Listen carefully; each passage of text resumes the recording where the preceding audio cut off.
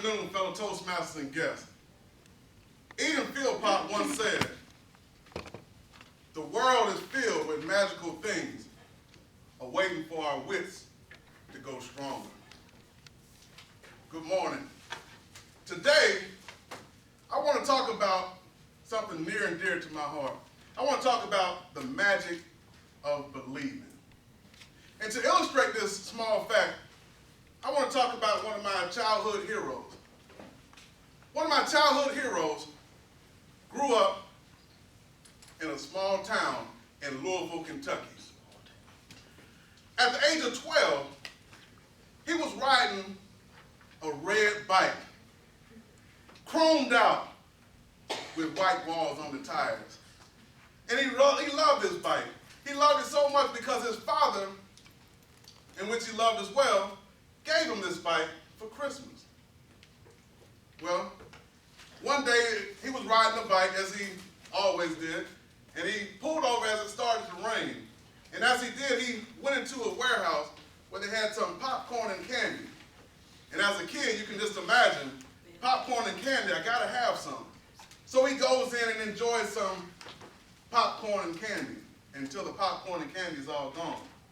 And he comes back out to find that his bike was missing. Somebody had stolen his bike. Oh, this made him mad. This made him real mad. All he could think about is, I want to get there. I want to find out who stole my bike. And I'm going to whip him. I'm going to whip him. So what he did, he goes downstairs of the building that he was in, and he sees a police officer. And he reports to that police officer that someone had stolen his bike. And when he finds the person that stole it, he's going to whip him. Well, this police officer just happened to own a gym or run a gym. And he told this young man, he said, in order to whip him, you're going to first have to learn how to fight.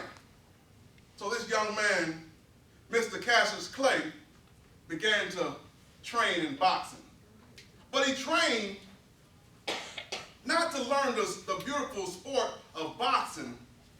He trained for one specific purpose.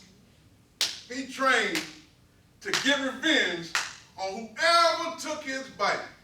That's all he wanted to do, get revenge on whoever took his bike. But a funny thing happened as he began to train. He began to commit himself to that training. He began to see the building up of confidence in him. And he loved that boxing. He began to love the sport of boxing. Well, in 1960, young Muhammad Ali, or young Cassius Clay as he was then, joined the Olympics in Rome. And he came home with a gold medal for being the best person in the Olympics. And it all started out from him wanting revenge. And see, that's what happens as we go through life. We move in one direction because of maybe something that might have happened to us. Or we think in a certain way and we start to move in that direction that we think.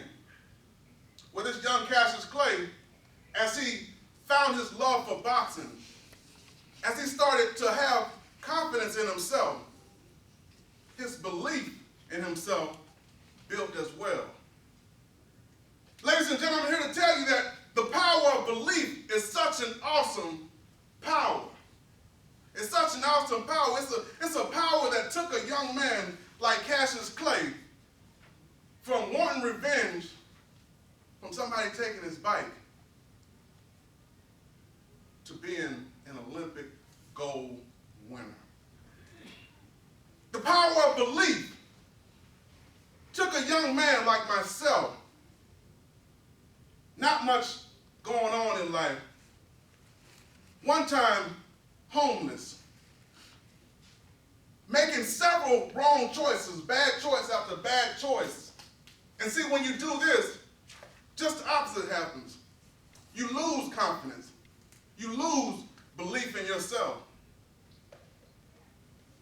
But what happened? In 1995, I joined the United States Marine Corps. Crazy at the time. A lot of my friends at the time said, why, Casey? Why would you go into the Marine Corps? All they do is run. So that's the picture I had in my mind. All Marines do is run. In fact, when I got to boot camp, one of the first, we call them cadence, one of the first cadence that I learned was, we're going to run, all day till the day is done. That's all the belief I needed. So I knew going in, it was going to be tough. But I wasn't quite sure if I had what it took. But then, strange things started happening. My drill instructor started pretty much putting things in my mind. Casey, do you really want to be a Marine? This is what it takes. I complained about the pain.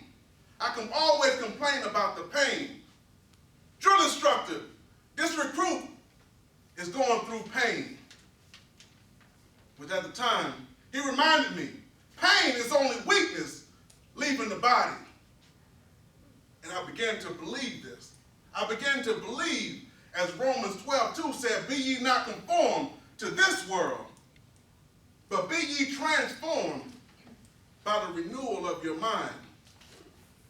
I took a shift in my thoughts. My thoughts went from lack of confidence, fear, to belief in myself, to belief in honor, courage, and commitment.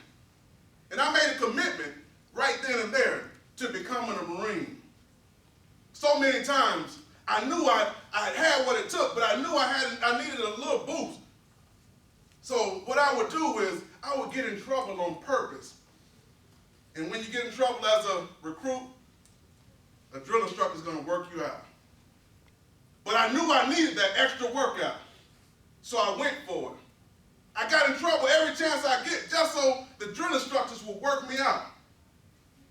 I went from not being able to run a mile and a half, not even being able to complete a mile out of that mile and a half, to graduating Marine Corps boot camp, to completing a 3-mile run in 21 minutes and 7 seconds. There's a power in belief.